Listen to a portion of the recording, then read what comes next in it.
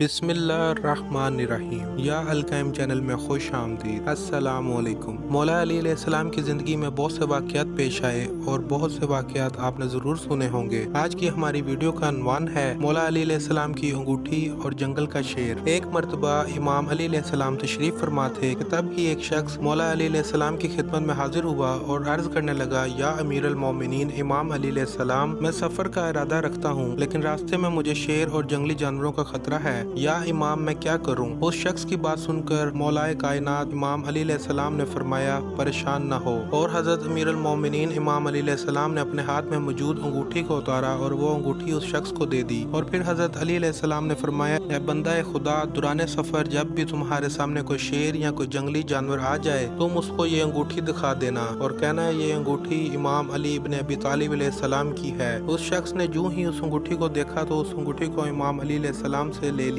उसके बाद वो अपने सफर के लिए रवाना हो गया। जिस जिस रास्ते से वो जाने वाला था उस रास्ते में जंगल पड़ता था। दुराने सफर जब जंगल से वो गुजरा तो उसके सामने अचानक से एक बड़ा शेर आ गया। जैसे ही उसने उस शेर को देखा तो वो शख्स घबरा गया, लेकिन फिर उसे हजरत अमीर अल मोमिनीन इमाम अली अलैहिस्सलाम की कही हुई वो बात याद आ गई। उसने हजरत अमीर अल मोमिनीन इमाम अली अलैहिस्सलाम की वो अंगूठी निकाल ली और उस अंगूठी को उस शेर के सामने रख दिया और कहने लगा कि ये अंगूठी हजरत अमीर अल मोमिनीन इमाम अली इब्न अबी तालिब अलैहिस्सलाम की है। शेर ने जब उस शख्स की ये बात सुनी और हजरत अली अलैहिस्सलाम की उस अंगूठी को देखा तो उस शेर ने आसमान की तरफ अपना सर उठाया और जोर से आवाज निकाली। इसी तरह से उस शेर ने अपना मुंह जमीन की तरफ किया और फिर आवाज निकाली। फिर उसने मगरिब और मशरिक की तरफ देखा और दोनों तरफ देखकर उसने फिर से वो आवाज लगाई। तेजी से भागता हुआ जंगल के अंदर चला गया। ये शख्स उस मुबारक अंगूठी की करामत देखकर हैरान हो गया और शेर का मामला देखकर भी हैरान हो चुका था कि आखिर ये क्या माजरा है। शेर ने दाएं बाएं और ऊपर नीचे मुंह करके क्या कहा और वो उस अंगूठी को देखकर भाग गया। ये सारे सवाल उस शख्स के ज़हन में आ रहे थे,